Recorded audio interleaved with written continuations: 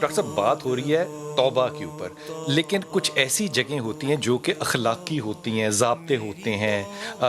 مثال کے طور پہ سڑک پہ جاتے ہوئے میں نے سلام کرنا ہے، یا کسی بچے کا بال آ گیا تو میں نے اس پہ کپڑے گندے ہو گئے تو برا نہیں منانا۔ اب ان کا تعلق جو ہے وہ میرے ذاتی اور معاشرتی اخلاقیات سے ہے۔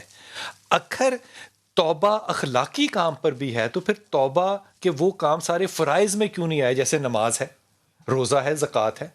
یہ دو ٹوک کیوں نہیں ہے بات؟ یہ حضور بڑی خوبصورت آپ نے بات کی ہے۔ معاشرہ مذہب سے جدا نہیں ہے، اچھا، یعنی اگر جو برائی ہے وہ معاشرتی ہے تو وہ مذہبی برائی ہے۔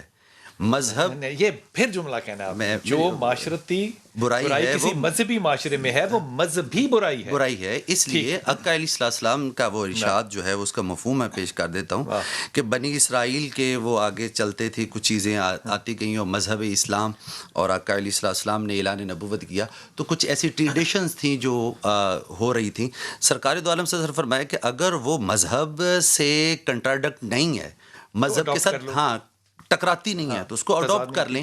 اس کا مطلب یہ ہے، سادی سی بات یہ ہے کہ وہ کام نہیں ہے کہ آپ کے جناب ایک تھپڑ مارنا یہ تو جرم ہی نہیں ہے، ٹھیک ہے، آپ کے جناب اشارہ کاٹنا یہ جو اس ملک کے قانون کو آپ نے توڑا ہے تو یہ غلط بات کی ہے، چاہے وہ کوئی بھی ملک ہو، چاہے وہ غیر اسلامی غیر ملک ہو۔ اسلامی ملک، کیونکہ آپ نے اس کی حکومت کو تسلیم کیا ہے اور وہاں پہ جا کے آپ رہتے ہیں، اس کے قانون کی آپ نے بالادستی کا کرنی ہے، کیا بات؟ اس لیے آپ نے مذہب کو اور اس کو جدا نہیں کرنا۔